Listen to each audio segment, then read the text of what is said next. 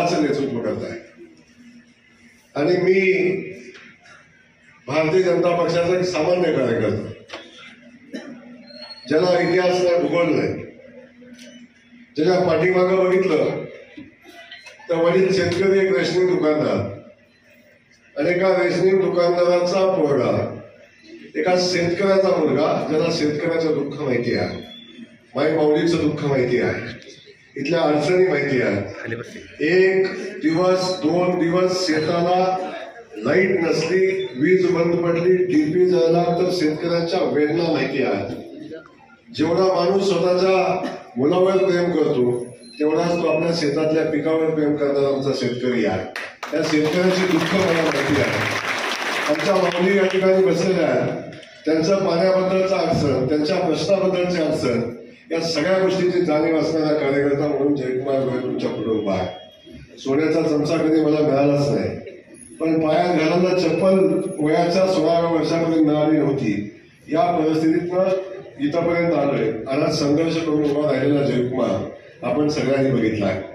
महाराज, तुम्ही म्हटला की अनेक संकट आमच्या जयाभावावर येतात आणि आम्हालाही वेदना होतात, पण एक लक्षात घ्या, संकटाचा सामना केल्याशिवाय आणि टाक्याचा घाव सोसल्याशिवाय देव पण येतच नाही।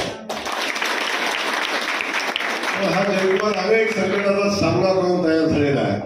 त्यामुळे सोन्याचा चमचा तोंडात घेऊन आलेल्या लोकांनी कितीही प्रयत्न केले, कितीही अडचणी निर्माण केल्या, तरी सुद्धा जयकुमार गोरे थांबणार नाही, कारण माझ्या मागं माई माऊलींचा आशीर्वाद आहे, माझ्या मागं जनतेचा आशीर्वाद आहे, माझ्या मागं देवाभाऊचा आशीर्वाद आहे, माझ्या मागं माझी भारतीय जनता पक्षाचा ताकद आहे। ही गोष्ट सहज होणार। हे काय, जेव्हा कुस्तीतला पैलवान आपल्याला कसाच ऐकत नाही, जेव्हा मैदानात येऊन आपण त्याच्याशी लढाईच करू शकत नाही, मग तेव्हा कुठेतरी डोळ्यात माती टाकायचा प्रयत्न करतं, कोण कुठं चावायचा प्रयत्न करतं, कोण कशाचा प्रयत्न करतं, आणि अगदीच काय जमलं नाही आणि गडी म्हणून सांगतात, मग आमच्या मायमाऊलीला मध्ये घालून अडचण निर्माण करायचा प्रयत्न करतात। आणि तुमच्या दम आहे तर या ना मैदानात,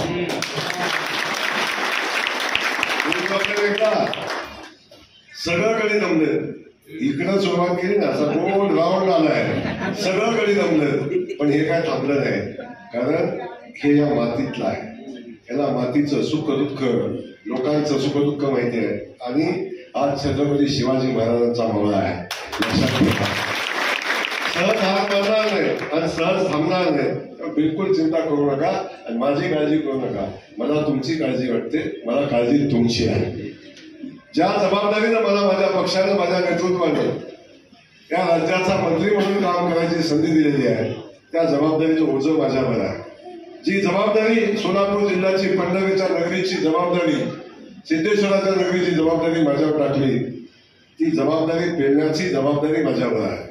आणि म्हणून आपल्याला सांगतो की जी जबाबदारी माझ्यावर आहे ती जबाबदारी इमानदारीने पार पाडणार। आणि जे उद्दिष्ट ठेवून, ज्या कारणासाठी माझ्या पक्षानं मला या ठिकाणी पालकमंत्री म्हणून पाठवलेलं आहे, ते उद्दिष्ट पूर्ण केल्याशिवाय जयकुमार शेवटी पक्षाचा माझ्यावर विश्वास आहे, पक्षानं जबाबदारी दिलेली आहे। तेव्हा मी तुम्हाला, महाराज, तुम्हाला सगळ्या नेते मंडळीला सांगतो, बिलकुल चिंता करायची नाही। पालकमंत्री आहे, ग्रामविकास मंत्री आहे, एवढा मोठा नेता आहे, 4 वेळा आमदार झालाय, मी त्याला फ्यूज बसवाय कशी सांगू? अजिबात नाही। फ्यूज बसवायची असली तरी मी तयार आहे, एखाद्याची फ्यूज काढायची असली तरी मी तयार आहे, काळजी करू नका। पण माझ्या सामान्य शेतकरी बांधवाच्या मायमाऊलीच्या मध्ये येणारी सगळी ताकद बाजूला करून आपल्याला विकासाचं काम उभं करायचंय। मी कोणाची जिरवायला आलो नाही, मी सामान्य माणसाची सेवा करायला आलोय। त्यामुळे सामान्य माणसाला केंद्रबिंदू मानून आपल्याला काम करायचं आहे। आणि पुन्हा एकदा माझ्या मित्राला रामभाऊला आमदार झालेला मला बघायचं आहे। आज या ठिकाणी सगळेच आमचे बापू सगळे आम्ही लोकसभेला प्रचंड ताकदीनं काम केलं आणि मी बघितलं, मला कधीच फरक वाटला नाही। मान तालुक्यात माझ्या मतदारसंघातून माळशिरसमध्ये कधी फरक पडला. जेवढं प्रेम माणसं ही माझ्यावर करतात मान गटावची त्याच्यापेक्षा जास्तीचं प्रेम हे लोक करतात. मंत्री झाल्यावर मी स्वागत केलंय ना, ज्या पद्धतीचं स्वागत मंत्री झाल्यावर तुम्ही केलंय ना, एवढं वजन माझ्यावर टाकलंय तुम्ही, एवढं वजन, त्या वजनात मला कसं फेर पडायचं माहिती नाही. पण मी खात्रीने सांगतो की मी तुमचा विश्वास सार्थ केल्याशिवाय राहणार नाही. सामान्य माणसाची सेवा, जिथं अडचण येईल ना तिथं जयकुमार बोले, काळजी करू नका. हाय रामभाऊ, मला पडणार नाही, मला माहिती आहे. जिथं नडन तिथं आहेच, अगदी जिथं प्रॉब्लेम आहे तिथं मी आहे. तर बाकीची त्याची फार चिंता करू नका. त्याला हे सक्षम आहे,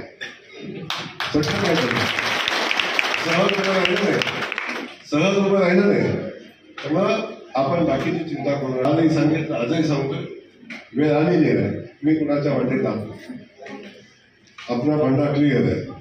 हम किसी के रास्ते में जाते नहीं, जो अपने रास्ते में आता है उसको माझी विनंती समोरच्या शेवटीच आहे, आपण राजकारण करू, एकमेकावर टीका करू, बाकी सगळं करू, पण विकास कामात नको. लोकांची सेवा करताना लोकांच्या कामात अडचण आल्यास नातेपुत्यात ठराव मिळत नाही. कायदा बघून काळजी करू नका, पण काम नाही ठरवलं.